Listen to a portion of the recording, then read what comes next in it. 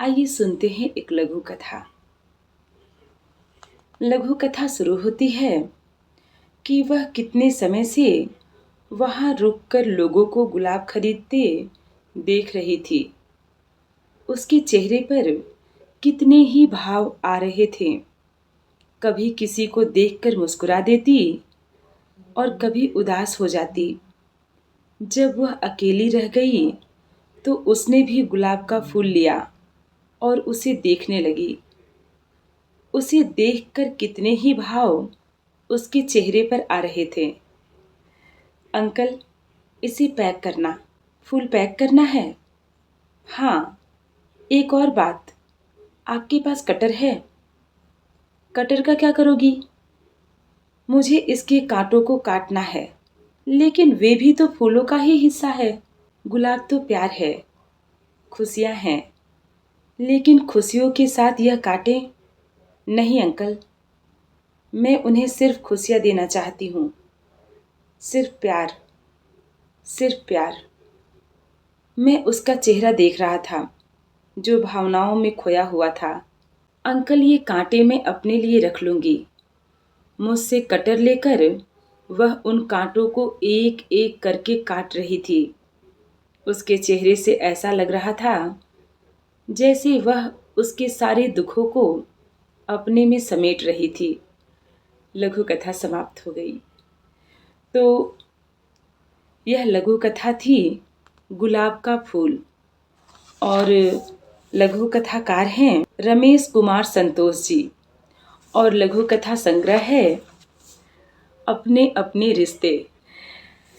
तो इस लघु कथा संग्रह से मैंने यह लघु कथा पढ़ी। और इस लघु कथा संग्रह में 74 लघु कथाएं हैं। और मैंने इसमें से एक लघु कथा आपको सुनाई है। इसी लघु कथा संग्रह से मैं आपको एक और लघु कथा सुनाती हूँ। लघु कथा शुरू होती है कि गाड़ी स्टेशन पर रुकते ही 3 सिपाही तेजी से डब्बे में सवार हो गए। उनकी तेज नज़र डब्बे में रखे सामान में से कुछ तलाश कर लेना चाहती थी। तभी एक के हाथ में पकड़ा डंडा एक सूटकेस से टकराया। यह किसका है? आवाज़ तेज थी।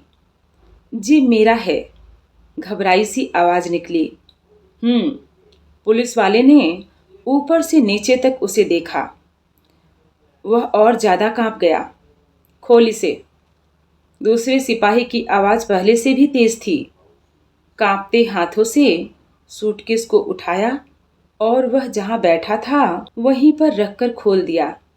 सिपाही के हाथ उसमें कुछ तलाशने लगे। तभी उसके हाथ में एक पुराने कपड़े में बंधा बंडल आया। यह क्या है? यह अब पकड़ा गया तो जुबान बंद हो गई। जी इसमें इसमें अभी पता चल जाएगा तुम्हें।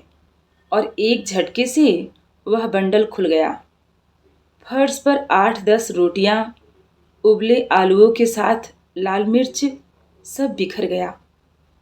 आदमी को लगा जैसे उसे चौराहे पर निर्वस्त्र कर दिया गया है। वह अपने आंसुओं को छिपाने के लिए खिड़की से बाहर देखने लगा। लघु कथा समाप्त हो गई। तो यह लघु कथा थी निर्वस्त्र। और लघु कथाकार हैं रमेश कुमार संतोष जी। तो मैंने उनकी इस लघु कथा संग्रह अपने अपने रिश्ते से 2 लघु कथाएं आपके सामने प्रस्तुत की। तो आप ज़रूर बताइए कि रमेश कुमार संतोष जी की यह 2 लघु कथाएं आपको कैसी लगी। आप अपने टिप्पणी से लघु कथाकार को अपनी प्रतिक्रिया ज़रूर दें।